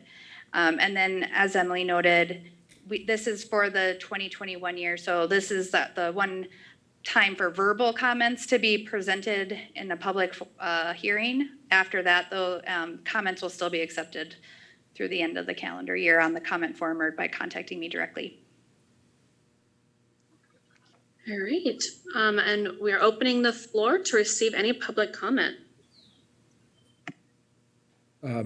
Acting Chairwoman, I'm receiving information from our control booth that nobody is on Zoom waiting to speak, and there is nobody standing in the chambers with Commissioner Donaldson and I to speak on this topic either.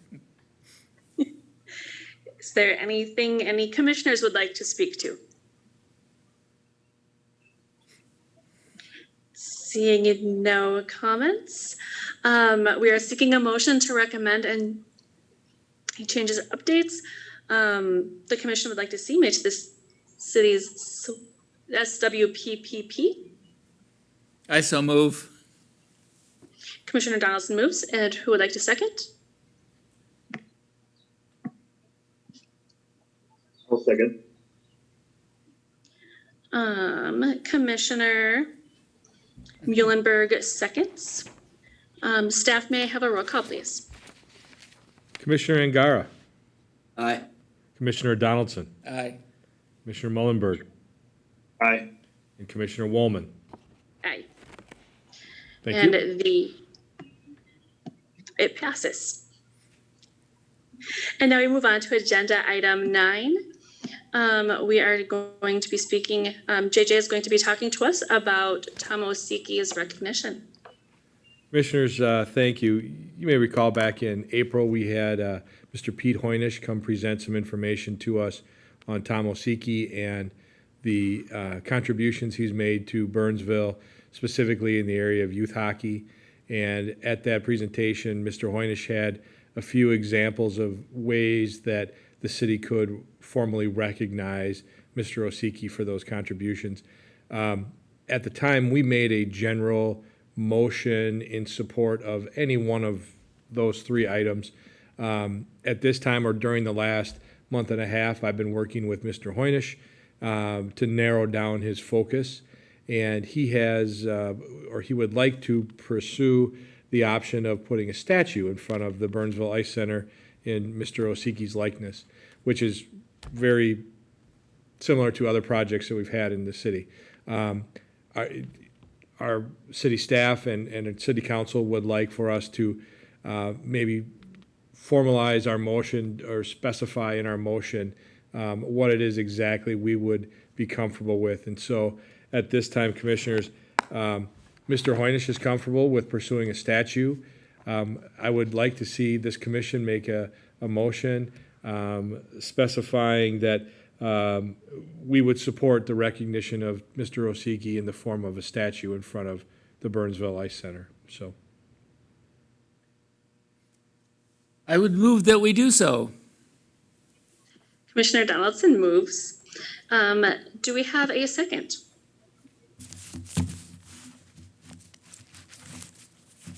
I'll second. Commissioner Muhlenberg seconds. Staff, may we have a vote, please? Or roll call. Commissioner Angara, Aye. Commissioner Donaldson, Aye. Commissioner Mullenberg, Aye. Commissioner Woolman. Aye. Thank you. All right. And then we're on to our final agenda, which is miscellaneous. Is there anything under miscellaneous? I do have a few things, Commissioner Woolman. Noted on your background is that our next meeting is scheduled for July 5th. That's always a challenging date, that close to a holiday. So we will stay tuned for more information on that. We'll be working with all of you to see if we can actually make that happen. I would like to invite you all to Thursday's Party on the Plaza event that will be happening from 4 to 7 across the street over at Civic Center Park, right next to the Ice Center. So if you're available, please come over for that. And then on June 21st at 5 p.m. is the grand opening of the Red Oak All-Inclusive Park playground area. And so again, if you are available, please come out to Red Oak on that night. And then the last thing I have, and maybe most important, is a thank you to Commissioner Angara. He has been serving this commission as our student representative for the last 2 years.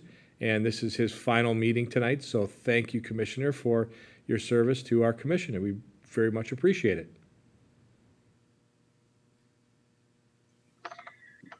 All right. At this time, I would like to request a call for adjournment of the June 7th, 2021 Parks and Natural Resources Commission meeting. Call for adjournment. Commissioner Donaldson calls for adjournment. Do I have a second? I'll second. And Commissioner Muhlenberg seconds. We are adjourning the meeting at 8:39 p.m. Everybody, I hope you have a wonderful evening and enjoy the hot, humid weather. And we'll hopefully see you in July. Thank you, Commissioners.